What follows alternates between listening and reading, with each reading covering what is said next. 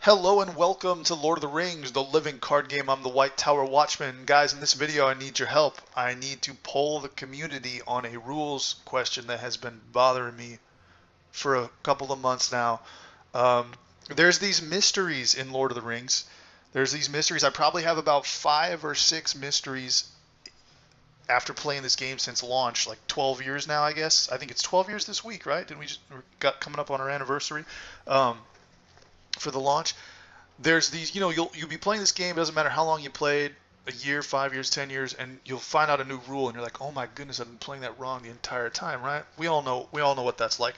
But most of these rules mysteries that I experience are card effect based, meaning they usually exist in some corner case of just a specific card effect. This one is a framework deal. Okay, so this is within the game's framework, meaning it could happen in any number of situations, any number of quests, um, depending on what can happen. So it's more weaved into the framework of the turn structure. Okay, the round structure. Um, so before we get to the question, before we get to me asking for your opinions, I just want to remind everyone, especially the new players, the Lord of the Rings FAQ, which I have pulled up here, which we'll be referencing shortly. This hasn't been updated since 2017, unfortunately. A lot of the FAQ, a lot of the uh, deep dive sort of rules that you're going to find in this game, they sort of exist within the community members asking the designer giving answers. They exist on the old FFG forum archive. I would take anything between 2011 and 2013 with a grain of salt, because almost everything's been updated since then, with uh, some rules being obsolete. But that's a good place for like your relic sort of. It's almost like a museum of old answers. You have the Cardboard of the Rings forum, Discord, and then you have this semi-official FAQ, which compiles a list of all of these really common questions. And the only reason it's semi-official is it hasn't been actually inducted into the main FAQ yet, but really this stuff is all 100% legit. It's been answered by the designer.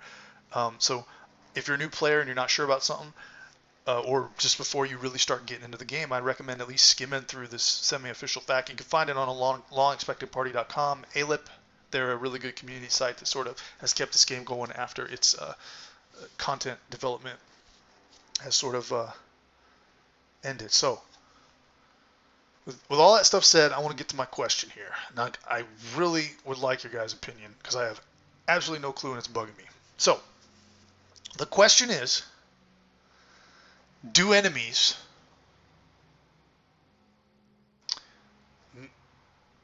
or are enemies, I should say, are enemies limited to one framework attack each combat phase?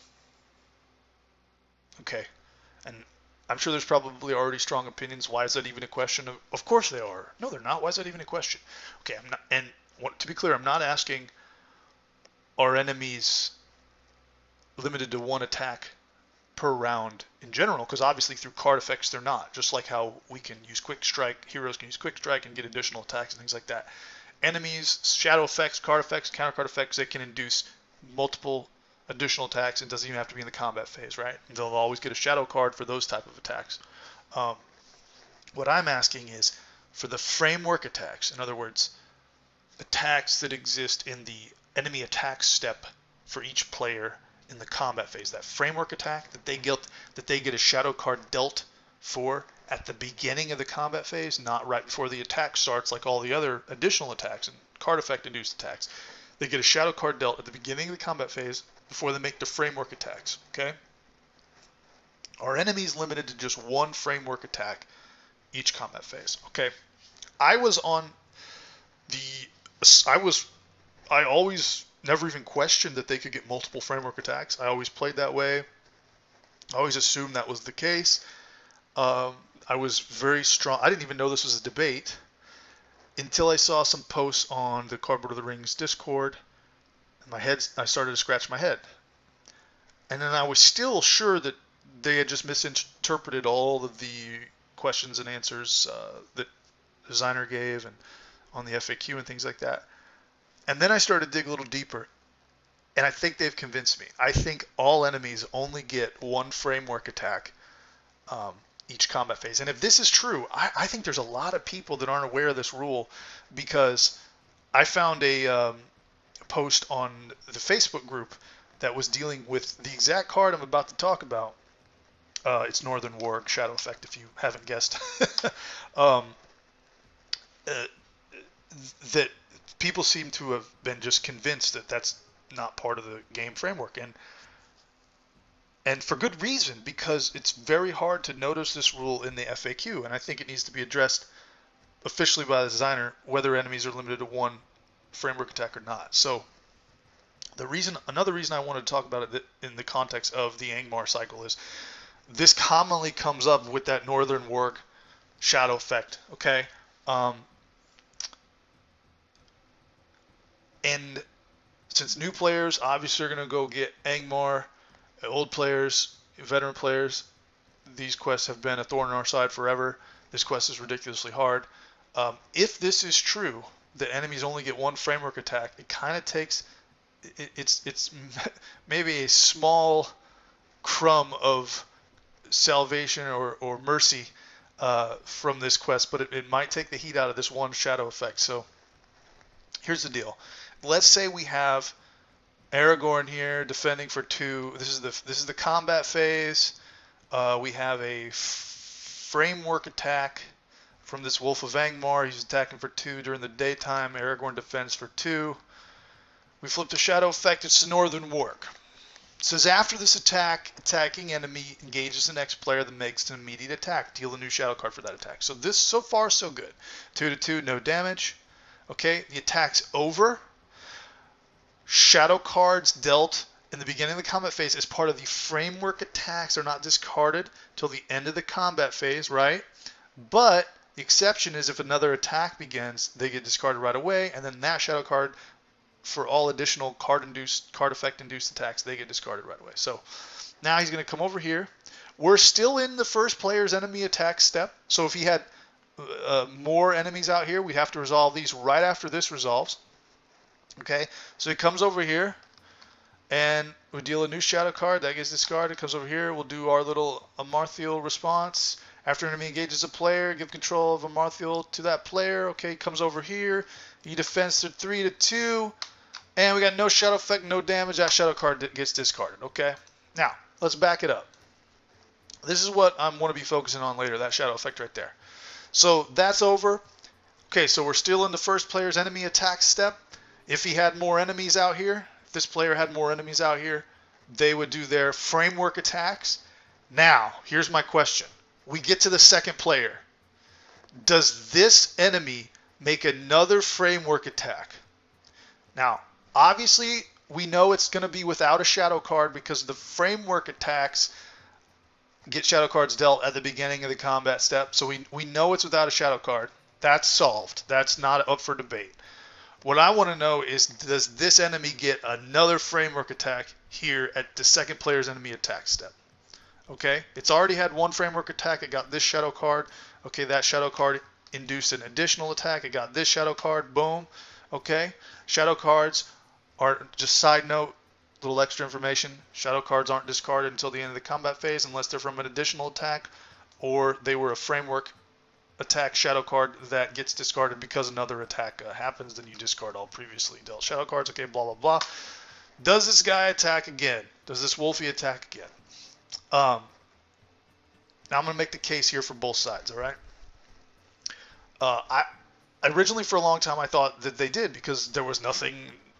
Not only was there nothing to make me think that that wasn't the case, but going through the game's framework, that just seems obvious. And most people that I've seen in the past, even a post involving this guy right here, this shadow effect, every answer, including mine, because I didn't know, all confirmed that this third attack, second framework attack, third total attack would happen right now without a shadow card, right?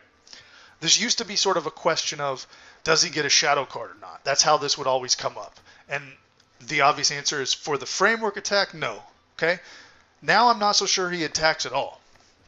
And now here's the case for he doesn't attack. Okay, so if you go to the rules here, Here we're in our combat framework. Combat phase begins, deal shadow cards, resolve enemy attack process begins, next enemy attack initiates, next player becomes the active player. We go back to step 6.4a for the next player, so every player does this. It says the active player, starting with the first player, chooses an eligible enemy that he or she is engaged with to resolve its attack. Here's the key. An eligible enemy is one that has not yet attacked this round and is still able to attack. Okay? So right there, we're starting to get into this like, this. I'm scratching my head because if I read that, I might, like I've done for years, I will gloss over that and just think that this is just kind of more or less reminder text. It's like an eligible enemy is one that is not attacked yet. So they're saying, and is still able to attack. So they're saying any enemy that hasn't attacked for this player yet and doesn't have like a forest snare on it, right? That's what that means. And the rules framework here is not assuming that an enemy is changing engagements. It's not assuming that you're sneak attacking a Son of Arnor after the first player's enemy attack step for the second player to engage an enemy. It's not assuming any of that. So it's just giving you some general information. An eligible enemy is one that has not yet attacked this round. Does that mean period? Like if they've attacked this round, they can't attack again? So far, I'm not sold on this, right? But it gets a little more, gets a little deeper here in a second. Because so far, I'm thinking the rules here are just telling you an eligible enemy is one that not yet attacked that round. They're saying like something the second player hasn't chosen yet, right? The rules aren't assuming that an enemy's changed engagement. You've sneak attacked a Son of Arnor for some dumb reason and grabbed an enemy to basically give an enemy another attack, right? But it might mean quite literally an enemy that hasn't attacked yet this round. Now, why might it mean that? Well, if we go to the FAQ here, now this is where it gets pretty cut and dry.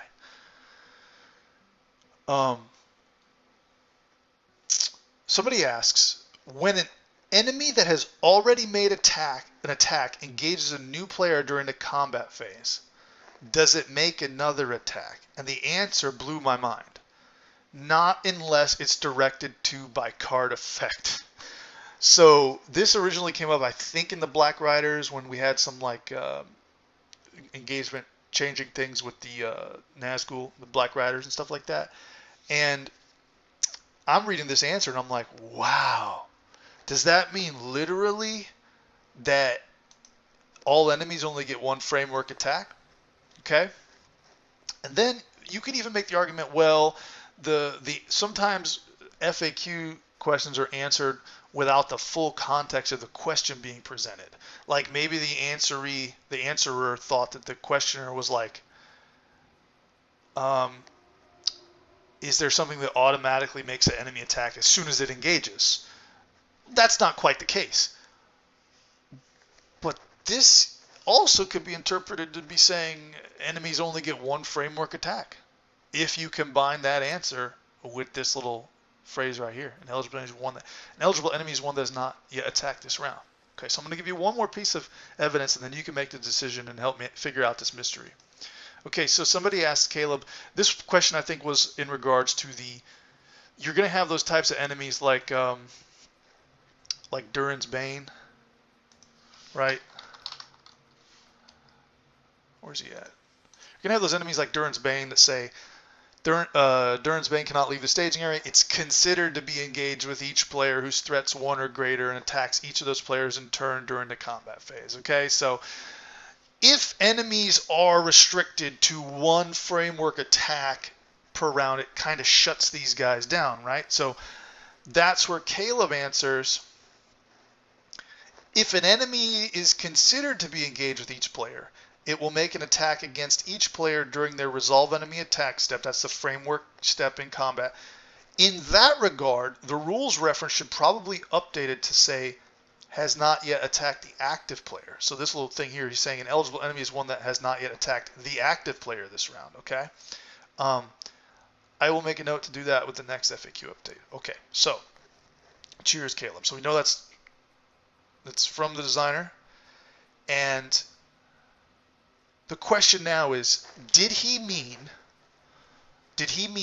only in regards to these type of boss enemies that are considered to be engaged?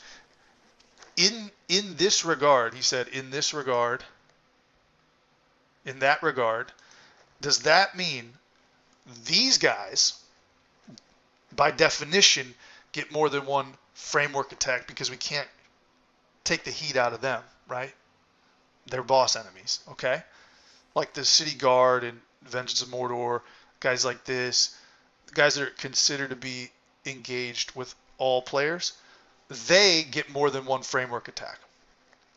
Or did he mean that this was a mistake, this little clause here, an Eldritch enemy is one that has not attacked yet this round? Did he mean that was for all enemies? So, Rules Gurus on Cardboard of the Rings Discord seem to think that this still is the law of the land for all enemies aside from the considered to be engaged type enemies. Okay? So the way and they've convinced me. I used to be on the other side of this debate. They've convinced me. I honestly believe, and it's really because of this question and answer right here. Okay? I honestly believe most enemies are limited to one framework attack a round, except for the cannot leave the staging area, considered to be engaged with each player type of boss enemies. I think that's how that works. There's been a couple rules changes over the years in regards to shadow cards and how these guys work. That's like a whole other video I made. Like, these guys handle their attacks the exact same way that additional attacks and immediate attacks are handled. So they get a shadow card as soon as they attack, and then gets discarded as soon as the attack is over, even for the framework attacks. So they're already an exception to the rule. That is an updated rule that now makes the Shadow and Flame rules insert obsolete, which used to handle their shadow cards like normal enemies. It would get really confusing because if you feint them on one player feints them, then does the other player have to take both shadow cards, etc. Right? So it gets really confusing. So they made a really great change to update the way that shadow cards are handled for these type of boss type enemies, which implies that maybe they just are handled differently altogether. Maybe they are not limited to one framework. These guys are definitely not limited to one framework attack per round. What I'm asking is this answer by Caleb here. In that regard, the rules reference should probably update to say has not yet attacked the active player. Is the in that regard portion of that answer, is he saying in that regard these enemies act differently? Or is he saying, in that regard, this isn't quite right, and all enemies can get more than one framework attack, and therefore this is more of just a reminder text? It's not assuming in the basic rules framework that enemies are changing engagements and stuff like that, which can happen in rare cases. I think I'm going to play the way most of the veterans players on Cardboard of the Rings Discord seem to be interpreting it. I'm going to play where these guys aren't limited to one framework attack and normal enemies are. And it's mostly because of this question and answer right here. When an enemy that has already made an attack engages a new player during the combat phase, does it make another attack? Not unless it's directed to by card effect. But even that leaves some gray area because, again, that answer could be misinterpreting the question. It could be just saying, are they saying, does it make an immediate attack? Well, obviously not. But it also might mean, no, we have some evidence here that states that enemies are limited to one framework attack around. So I'm going to let you guys be the judge. Leave the comments in the comment section. Let me know. This is the biggest mystery in terms of the game framework that I cannot figure out after playing this game since launch. I still don't know. And eventually I'm going to have Wastes of Eriador coming up on my Prague series. And by that time I want to have this long figured out. And the most common time this is ever going to come up is this shadow effect of Northern Warg. So I think new players and veteran players alike have access to this quest. It's probably a common quest we're all playing right now. You know, with these new re-releases, this is a fun quest to play. It's a hard quest. So let me know what you think on this topic. I would love to get opinions on this. Okay, thanks for watching. We'll see you next time.